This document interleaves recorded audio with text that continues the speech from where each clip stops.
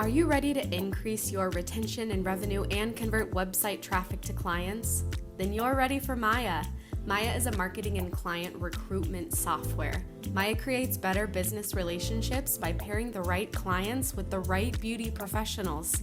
How do we do it? A matchmaker. Your brand will have its own unique matchmaking survey.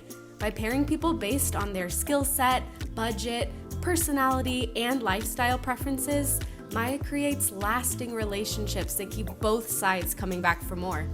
You don't get a second chance to make a first impression. Pair the right clients with the right beauty pros the first time. Visit joinmaya.com to get started. Thank you for joining me. This is Katie Whitledge with the Beyond the Technique podcast, powered by Maya, the client recruitment and marketing software your salon deserves to have. We'll get into that in a little bit, but I want you to know today we're talking about, as an owner, what you never waver on. You're going to hear this. You're going to be super fired up and come to an agreement with this incredible first time guest that we have today. We have Martha Lynn Kale here from Mirror Mirror Salon in Austin, Texas. And let me just tell you about Martha Lynn.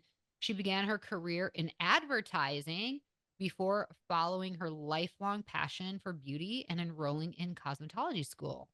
She joined the industry in 2007 and it now has grown her salon team to over 45. It's a 4,000 plus square foot location, 30 providers, and counting.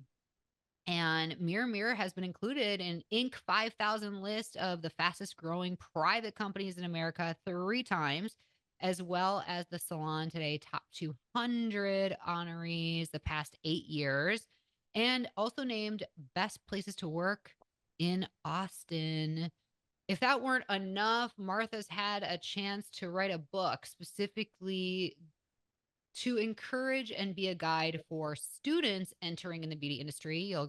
If you're watching today's podcast on our YouTube channel, which I would highly encourage you to do, we have the link in our show notes. You're going to see behind Martha Lynn the book she wrote called The Ambitious Stylist. You'll also see in our show notes that we have links to follow her salon and her Ambitious Stylist platform on Instagram. So I want you to do that and come watch and listen to today's conversation. Without further ado, help me welcome Martha Lynn. Welcome to Beyond the Technique. Hi, thanks for having me. Excited to be here. It's my pleasure. And you are like a bright light. I'm so happy to be with you and talk about what not to waver on. I think that is just in and of itself a powerful statement that we as owners need to like encourage and constantly uplift each other and believing that that is okay. Before we get into what that means, what it's all about, what you do in a very unique way to grow such a huge team, and how you don't waver on very specific things, I want to first dive into you. So tell me this journey. How do you go from advertising to cosmetology? What happened? I do love advertising, marketing, and still do quite a bit of that. But my stepdad actually was the one that he's an entrepreneur. He is a developer, and he sat me down one day and said, have you ever thought of owning your own business? And I was 27 at the time and thought it was hilarious thinking about that. And he said, when you own your own business, sometimes you don't get paid for it. So you need to think about that and think about what you might do if you didn't get paid. And I've always loved hair and makeup and the beauty industry. And so I left my high paying job and sold my cute car and moved back in with my mom and enrolled in cosmetology school.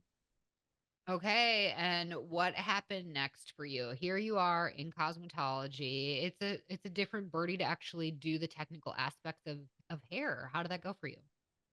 Yeah, it was fun. It was a little bit alarming, because I think in my mind it was going to be like going to art school or something like that. And I came from a college background, and so that's what I knew about in terms of education. And so it was fun learning the technical skills. But it was a little bit lonely, if I'm being honest. You're with often a lot younger students, and so trying to find my way there, working part-time, seeing friends and clients on the side, it was just like the hardest year of my life, realistically. Oh, But it was worth it. well, we got to talk about that because if that's the hardest year of your life, what brought you from being behind the chair to then opening your own salon business? Or did you do that right away when you completed cosmetology school? I did know that I wanted to own my own salon. I didn't think I would do it as fast as I did. My path right out of school, I went into sort of a smaller salon and then decided I needed a ton of education. So I went to a really big salon and then left there to booth rent for a year while I was planning Mirror Mirror. And the reason we opened Mirror Mirror was because we came across the location and thought this would be a perfect salon spot, and leap and the net will appear. And so had no idea what I was doing, but thought I did, and opened Mirror Mirror, and with 5 chairs, and the week after my honeymoon, and was off to the races. Oh my gosh, that is off to the races. Okay, so where did the name Mirror Mirror come from? You know what? That's funny. People ask me that all the time, and I don't know exactly where it came from, but I can tell you what it means. And our motto is helping women love what they see in the mirror. And often when we're looking in the mirror, it's not about hair, it's not about the exterior, it's so much of what we feel inside. And as you know, it's not about the hair, and even just the slightest little thing that we can do to make someone feel better about their day, that's the best part about our job. And so our goal every day at Mirror Mirror is helping people love what they see. And that's Mirror Mirror for you. Oh, I love that. So you are gone, now at 19 stations. How did you go from 5 to 19? And what did that journey look like for you? If Yeah. the hardest part, was there anything tumultuous for you about really growing that team, or did that kind of come maybe more easy than you expected? No, it did not come easy. We were five stations. We were able to add one more in that original 1,000 square feet. We were in a small house. And so when I had my first son, I had most of my team leave. We were booth rent at the time.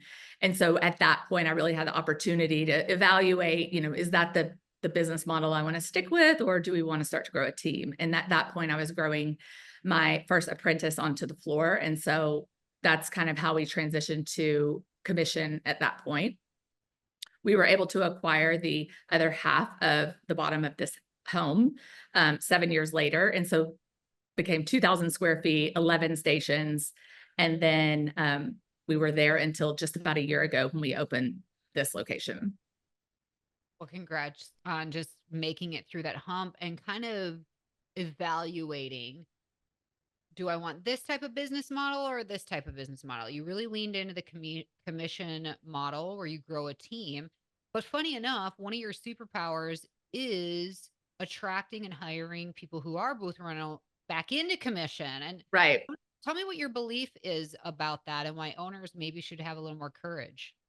Yeah. I think that there is this, there's these stages in a stylist career. And I think you start out and you're really building, and you get to that point where you start asking yourself, oh, if I, went on my own, I could keep all my money, like stylists can sometimes think. And then they do that for a while. If they do decide to go and, see if the grass is greener. And then I think you get to a point in your life where you really appreciate being a part of a team and collaboration, and you appreciate being in an environment that often, these larger salons or, commission salons can provide things like benefits, all the support, education. And so bringing those people back in there, that was right for them for a time of life, but they really appreciate it. And so they love to come join the salon. And, I think that I wouldn't have known that that would be something that was, that would, we would attract down the line, but that is definitely a segment that we're getting. And,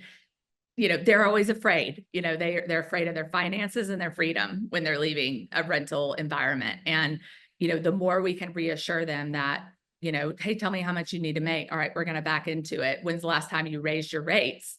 Because often, renters will plateau because they're burnt out, they're tired, they're doing everything on their own. And, good enough becomes good enough. And they don't have that mentor to push them and help them create balance in their life and coach them into growing their business bigger than they could have grown for themselves.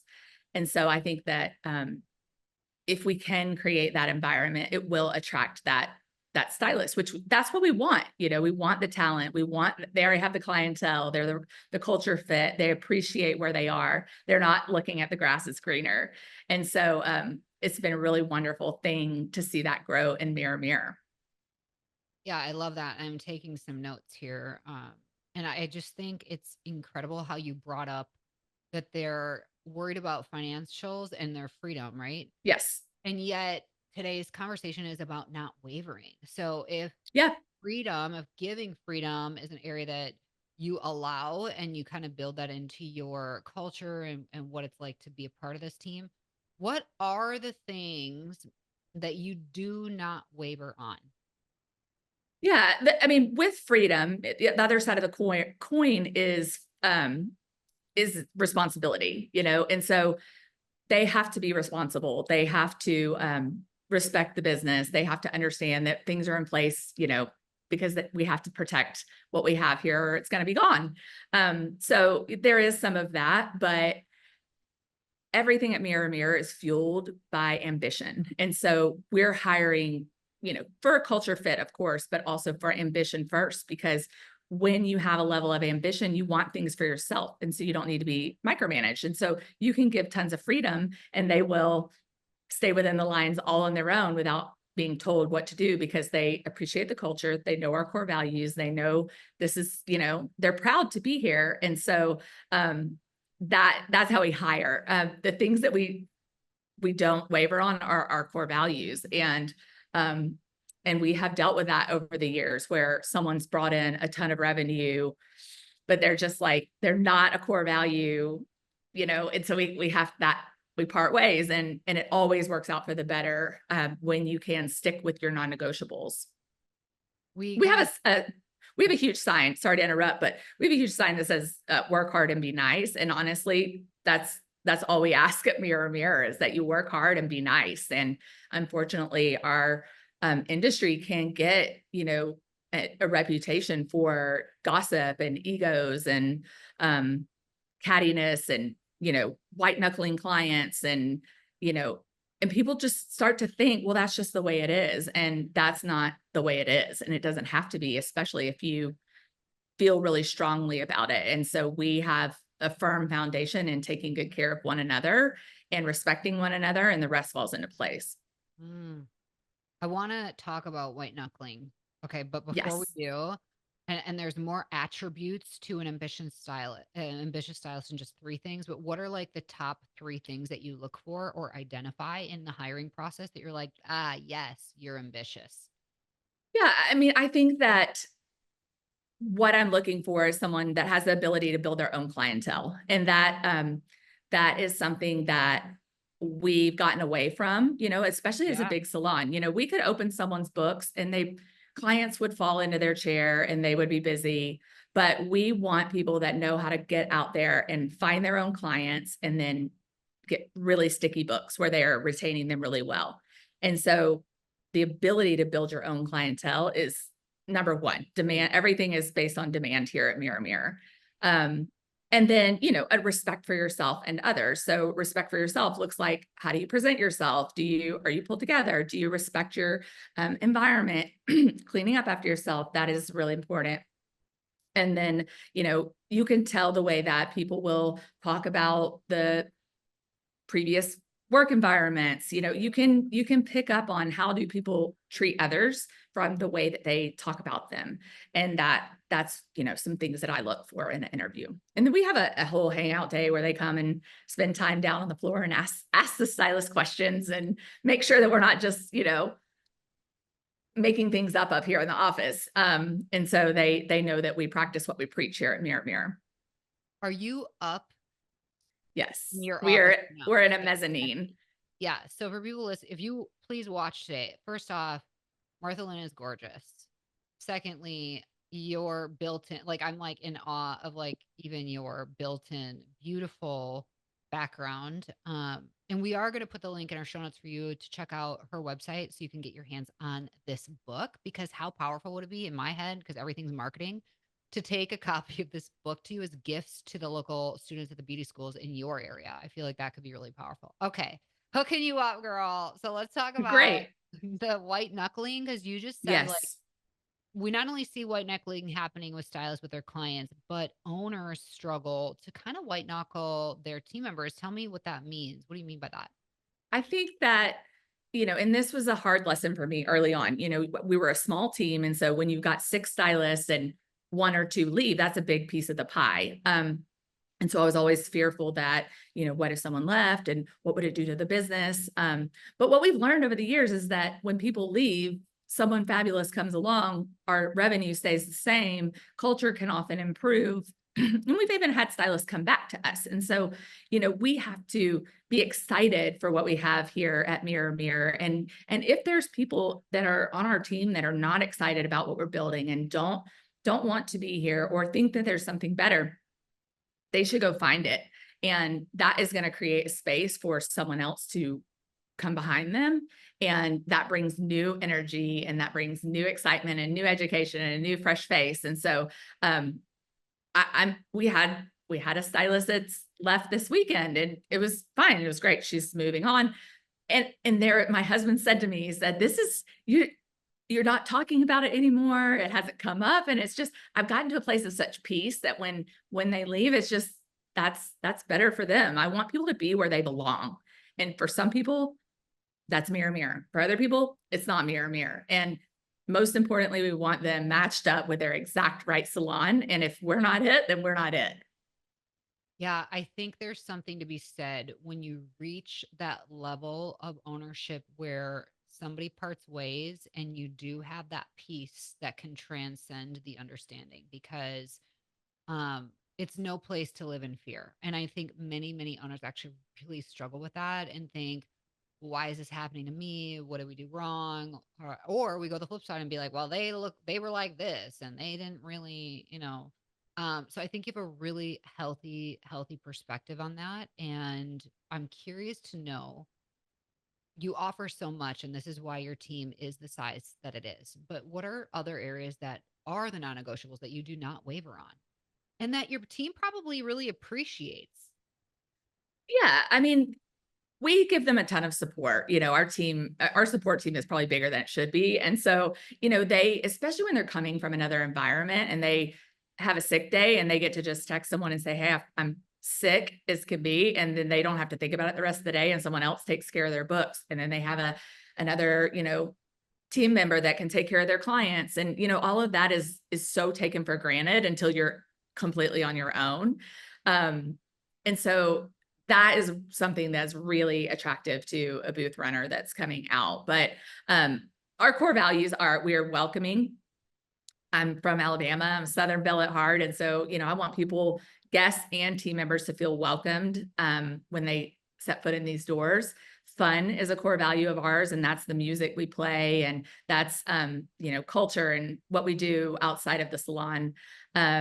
We want to be innovative. We're not looking to other salons to decide how to run our business. We're paving our own path. There's always a better way. I said welcoming, in demand. So when we created our core values, everyone wanted busy, because that's what they think, busy. But we decided to go with in demand because I think busy sounds chaotic. And so in demand means that you are in control of your books. You've created demand for yourself. You're maximizing your productivity. And then for me, we need to be in demand to stylists as well. And then let's see. Oh, fresh. Fresh is one of my favorite ones. People are always like, what? And I'm like, fresh is fresh, and that's how you look. That's fresh ideas. That's how you take care of your station. And, we say things all the time. We're like, chipped nails, that's not fresh, or your hair by your station, that's not fresh. And so things like gossip, that's not welcoming or fun. And so we every day are figuring out how we can tie our core values back. And those are the things that we do not waver on. Yeah, love it. For owners listening today who maybe have wavered in the past and now they're sticking to their standards, what can they expect to go through that might tempt them to revert? Yeah, I think that often their core values or standards or, non-negotiables, people will choose ones that other people have chosen, and because it sounds good or it looks good on paper. And so I think that if you can be, even if you've got three, you don't need five, or find the one or two or three that are your real ride or die things that you would be willing to, fire someone over, essentially. And once you've made it to that point, then you just stick with it. And what happens is you attract people that have the same values, that share your vision, and the people that don't share your vision, they find their way out. And that is okay, because it creates room for someone that will be more aligned with your core values and what you're building. And so that's this white knuckling, we don't want to be afraid of that. And I think what happens is you get afraid of the revenue of walking out the door, and so it's too financially driven. And so, but the wrong culture, the toxic stylists, there's not a dollar that's worth it. Let them go. And often the clients can sense that toxic energy, and they'll stay with the salon anyway. Yeah. I'm like, preach. I know. I think that's one of the hardest things, because we're so relational, to let go of somebody that you're like, maybe they'll change. Maybe they'll change. Maybe it's like, no. Yeah. And I think we also, it used to be so awkward in the salon when someone would leave. No one who's friends with them and who's still going out with them and doing all of that. And we just don't do that anymore. Go be friends with who you're going to be friends with. Let's part ways. As long as you're not going to go talk badly about my business, I'm not going to talk badly about you. I am going to try and protect our clientele, but that's that, and we're just parting ways. Yeah, it's so good. Well, I know even in our short time of talking that you are very focused and goal driven. And I'm wondering, Martha Lynn, when you look at 2025 and your objectives for your salon, what are some of the things that you're really going to be invested in doing next year? Yeah, we're looking to expand. I'm visionary, so I'm always on to the next thing. Our salon is, 90% booked all the time. We're running out of stations and chairs, and we've got apprentices that are coming. And so growing the team is really my sweet spot. I love it. I love helping people, beat their best. We celebrate best month ever at Mirror Mirror. Is a big deal because everyone's best is different, and we want to celebrate that. And so, continuing to help people make more, doing less it's moving all the levers. It's fine tuning every single little thing and figuring out, is this exactly the way we want it to be? We never settle. We never rest on our laurels. We're always on to the next thing. And so I am constantly adjusting and planning. Yeah. And as you should be, that for everybody listening, it's like a constant pivot. So I think being agile in that way is really, really smart. But yeah, I appreciate that. There's so many takeaways. And if you saw my sheet, look at, I love it. I love it. I love it. Okay. Great. So for owners listening today, what would be some final words of encouragement as they kind of continuously take a look at their values, their culture, their standards, and what they're willing or unwilling to waver on? Yeah, I think that, my advice is that they should really look at every single team member and make sure that not only are they the right fit for them and their core values and their path, are they in the right roles, and are people growing, and do they share your mindset, and be okay with take one step back in order to take 3 steps forward, and, really focus on recruiting and growing, because if you have a line out the door of new stylists coming, it's okay to let that one go. And they can go find their perfect fit and where they belong. I think that's my biggest piece of advice. No more white knuckling stylists. No more white knuckling. We're Yes. taking that message with us. Hire for ambition always. Well, and I just love, again, if you didn't watch today's episode, I just encourage you to do it, because you will. I love putting the faces to names, first off, and then to see your book in the background. Again, we have the links in our show notes for everybody to grab a copy or multiple copies of Martha Lynn's book. Follow Mirror Mirror Salon in Austin on social media. What a beautiful brand and beautiful work that you do. Thank you so Thank you. much for being with me today. Yeah, thank you for having me. Appreciate it. My It's fun. pleasure.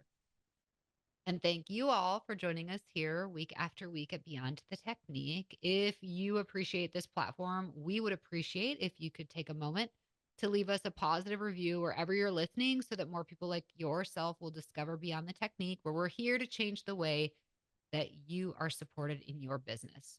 Until next time, have an awesome day and stay strong.